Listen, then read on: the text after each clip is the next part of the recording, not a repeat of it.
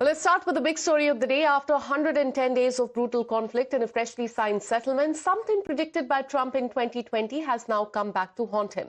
In 2020, Donald Trump had famously predicted that Iran never wins a war, but they never lose a negotiation. That burning question rewriting the geopolitical landscape tonight.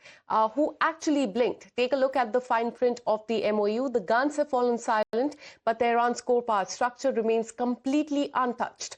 The regime has survived, the missile program is untamed, the nuclear infrastructure is still standing, and what does Iran get in return? It is a massive sanction relief, instant access to the frozen billions, and a green light back into the global oil market, and a sweeping reconstruction blueprint for a president who staked his entire legacy on the art of the deal and entered this war demanding absolute unconditional surrender by Iran. This final agreement is triggering a fierce global debate. Is this a masterclass in diplomacy or a dangerous compromise that has gone too far? On that, we have a breaking update coming in, a statement that has come in from Donald Trump. In fact, after the U.S. and Iran formally signed their peace deal, President Donald Trump has issued a fresh statement backing the agreement and expressing hope for calm and other flashpoints in the region to also cool down. Trump has said that U.S. remains committed to peace and urged all the sides to stay committed to the negotiation and the process. In a significant remark, he also said that he expects a complete ceasefire on Lebanon front as well, including between Israel and Hezbollah. And this is very crucial because this comes at a time when Israel is facing growing international scrutiny over the military action in Lebanon and the repeated attacks that we have seen. Every time the ceasefire is announced, the peace deal is announced, or even when yesterday the deal was announced, signed, in fact, between the two countries, it was Israel who once again hit Lebanon. So that is very important. And Trump has also claimed that agreement has boosted the market confidence with the oil prices falling and stocks moving even higher. He has said, and I quote, the United States is committed to peace and we encourage everyone in the Middle East region to maintain their commitment to allowing our negotiation to beautifully unfold. He then goes on to say that the markets are loving what is happening when with the oil prices way down and stocks way up. We expect a complete ceasefire on all fronts, including Lebanon, Hezbollah and Israel. Thank you for your attention to this matter, is what he has stated on social media. Now, as per Donald Trump, oil has started flowing again. Stock markets are roaring. Iran will not have a nuclear weapon, claiming that the deal to be a win-win for the United States. And before we dive further, let's first get you the broader points of the MOU that has been signed between U.S. and Iran that has been signed electronically. So there are 14 big promises that both the countries have made to each other. First is that the war will end on all the fronts, and that also includes Lebanon, because that remains the #1 demand of Iran. U.S. and Iran they have vowed no future military action, so the war will completely stop. Point number 3, final agreement to be negotiated within the next 60 days. So next 60 days, that is 2 months, are going to be very important. Whether Iran will agree on the nuclear front is something that remains to be seen.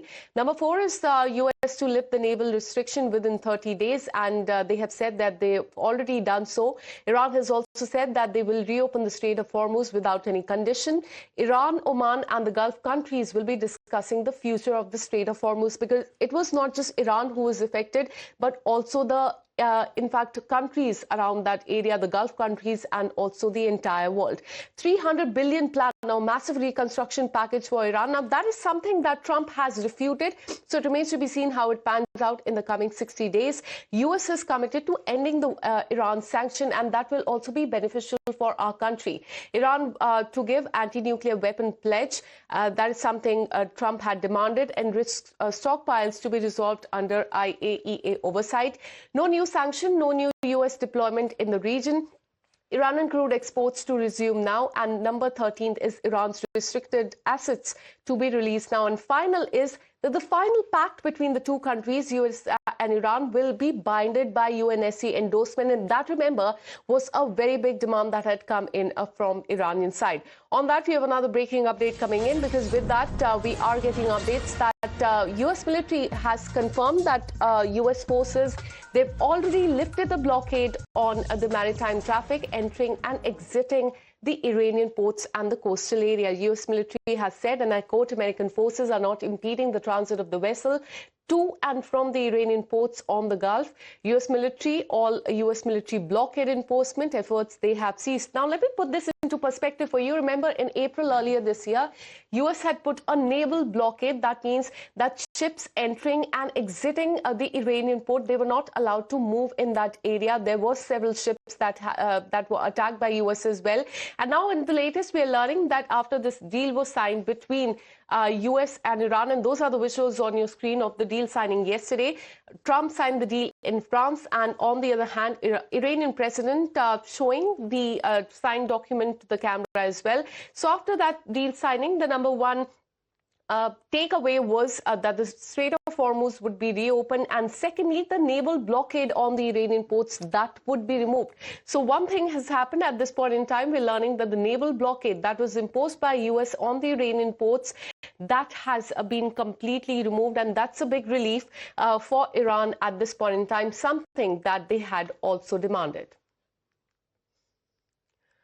All right, so U.S. military has confirmed that U.S. forces lifted the blockade on the traffic entering and exiting the Iranian ports in the coastal areas. They've said that American forces are no longer impeding the transit of the vessel to or from the Iranian ports on the Gulf. U.S. military has said that all U.S. military blockade enforcement efforts, they have been seized as well. Let me go across to Matthew Wadham, senior journalist, joining us live from USA. Thank you so much, sir, for connecting with us. A lot has happened in the last 24 hours. We've been discussing about the deal signing, the MOU details as well, the big 14 promises that both the countries have made each other. And now, in a relief to Iran, we're learning that the naval blockade has been removed by U.S. as promised. So what's your assessment of what has happened in the last 24 hours, and what is slated to happen next? Well, it's off to the memorandum of understanding is off to a promising start. But as I previously expressed on your TV network, I'm very skeptical of the deal itself. But for the time being, it seems that, as you said, the U.S. blockade is lifted, and normalcy is returning to shipping, I guess, gradually or will return gradually to the Strait of Hormuz. So this is a good thing. 20% of the world's oil passes through the Strait of Hormuz in what you call West Asia, and the fact that these vessels have been under attack by Iran or not allowed to pass through has disrupted the world oil supply and has caused prices to rise, gasoline, and diesel prices to rise. These are important things because a lot of, especially in the United States, because everything is shipped on, consumer goods are generally shipped on trucks. So it causes consumer prices to rise. So these things are probably going to start to fall off now or to stabilize. And so this is good, not just for the U.S. economy, but for the Indian economy and for economies of various countries around the world. So it's off to a promising start, but it's only a start, and I think there are storm clouds on the horizon. It remains to be seen what happens in the next few hours, because the promise that U.S. had made that they would be lifting the naval blockade, that is complete. It remains to be seen whether the Strait of Hormuz would be opened as well. Stay on with us. I'll come back to you once again. We have another breaking update coming in, a statement that has come in from U.S. Vice President J.D. Vance. He has pointed at a breakthrough in the Strait of Hormuz, given continued oil shipments, declining oil and the gasoline prices, and the absence of the attack on the commercial shipping for the second consecutive night. He has also asserted that Iran's nuclear program and the conventional military capabilities, they have been degraded, while also saying that the next phase would depend on whether Iran is willing to comply with the proposed peace plan that has been given by Donald Trump. Listen in. The president's peace plan in Iran is already bearing real fruits for the American people. Last night, 12.5 million barrels of oil went through the Strait of Hormuz. That is a high since the beginning of the conflict. Oil prices are down nearly at their level from the pre-war conflict. Gas prices dropped below $4 a gallon today for the first time since the conflict. And importantly, they're going to keep falling further given how low oil prices are. On the military side, the Iranians, for the second night in a row, did not shoot at any ships in the Strait of Hormuz. So far, they are honoring their end of the commitment. And on the blockade, CENTCOM has allowed north of a dozen ships to go through our naval blockade, and so we're also honoring our end of the early part of the agreement.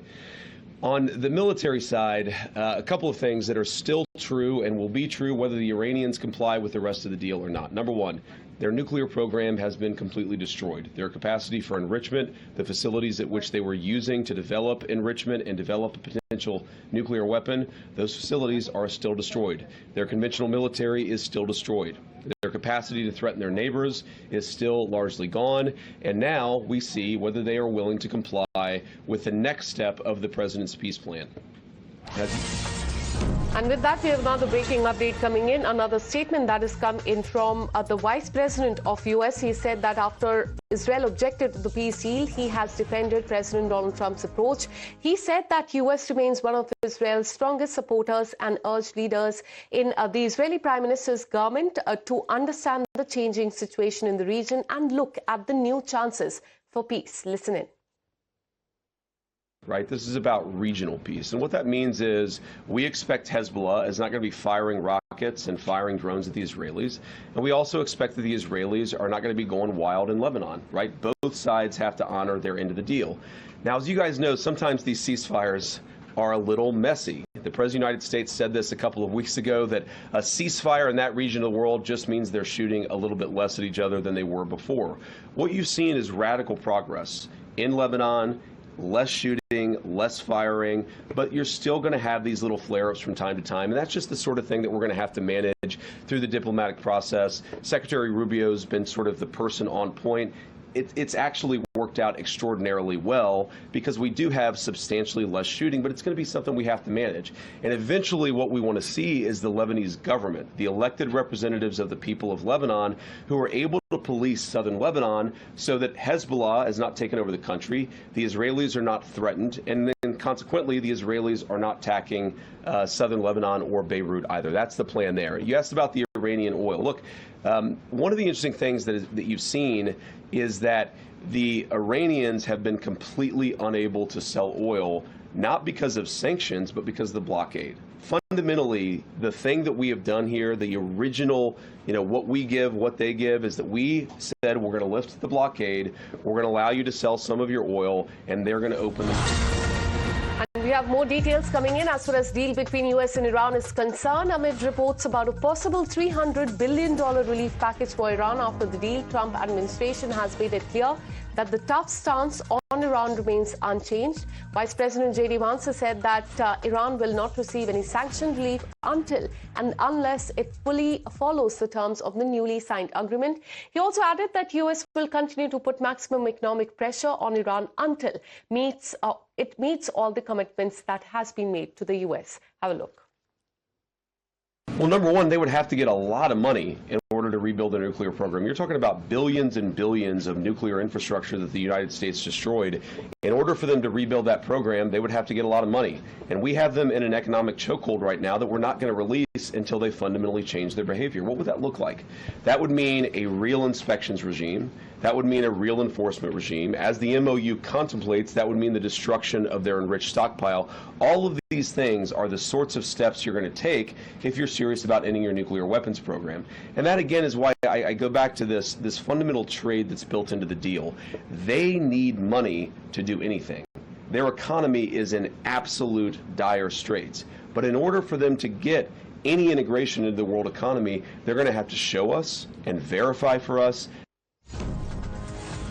And now, hours after U.S. and Iran formally signed their peace deal, Iran's Supreme Leader Mujtaba Khamenei has broken his silence with a carefully worded message to the Iranian people.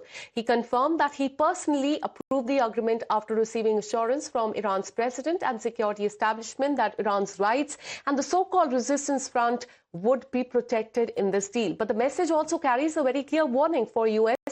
Khamenei has said that future talks with the U.S. do not mean that Iran has accepted the American position and insisted that Tehran will not give in if a U.S. makes what he calls the excessive demands. He also took a swipe at Donald Trump, claiming that it was the American president who used every available leverage to push the deal across the finish line. So that is the latest we're learning as far as the Iranian supreme leader is concerned. Let me once again bring in Matthew Wadham, senior journalist. Sir, I want to understand from you the situation at this point in time in America, because some Republicans, as per the reports, mainly the hawks among them, they have argued that Iran has been given too many concessions in the term of the MOU that has been signed between the two countries. Take us through what is the situation, because there is a backlash that Trump is receiving back in his country, not just from the Democrats, but also from people of his party.